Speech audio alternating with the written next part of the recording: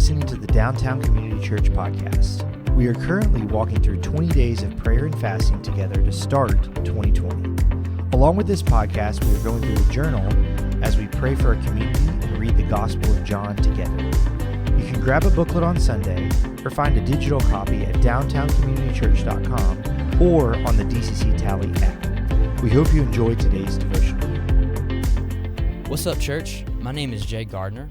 I'm the director of Project Tallahassee and Outreach Ministry here at DCC. Today, we will be looking at the story known as Paying Taxes to Caesar. This story is found in each of the Synoptic Gospels, Matthew, Mark, and Luke. But we'll be reading Matthew's version of the story from chapter 22, verses 15 through 22. Then the Pharisees went and plotted how to entangle him in his words. And they sent their disciples to him along with the Herodians, saying, "Teacher, we know that you are true and teach the way of God truthfully, and you do not care about anyone's opinion, for you are not swayed by appearances. Tell us then what you think. Is it lawful to pay taxes to Caesar or not?" But Jesus, aware of their malice, said, "Why put me to the test, you hypocrites? Show me the coin for the tax." And they brought him a denarius. And Jesus said to them, "Whose likeness and inscription is this?" They said, "Caesar's." Then he said to them, "Therefore render to Caesar the things that are Caesar's, and to God the things that are God's." When they heard it, they marveled, and they left him and went away.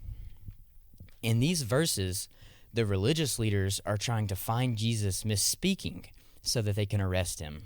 During this time, the Jews wanted nothing to do with Caesar or the Romans. The religious leaders knew that if Jesus told the listeners to simply pay taxes to Caesar, then the people would certainly become riled up. On the other hand, they also knew that if he said not to pay taxes, then the Romans would be after him. Instead of falling into the religious leaders' trap, Jesus wisely answered to render to Caesar the things that are Caesar's, and to God the things that are God's. Of course, on the surface level, this calls us to pay taxes to the government and to give back to God in how he has blessed us. However, I want us to take this story a bit deeper today. Jesus notes that the denarius has Caesar's image upon it. Because it does, he requires us to give back these coins to Caesar. Then he says to give to God what is God's. What he is saying here is that we must give our whole selves back to God because we are the imago Dei, the image of God. We are created in the likeness of God.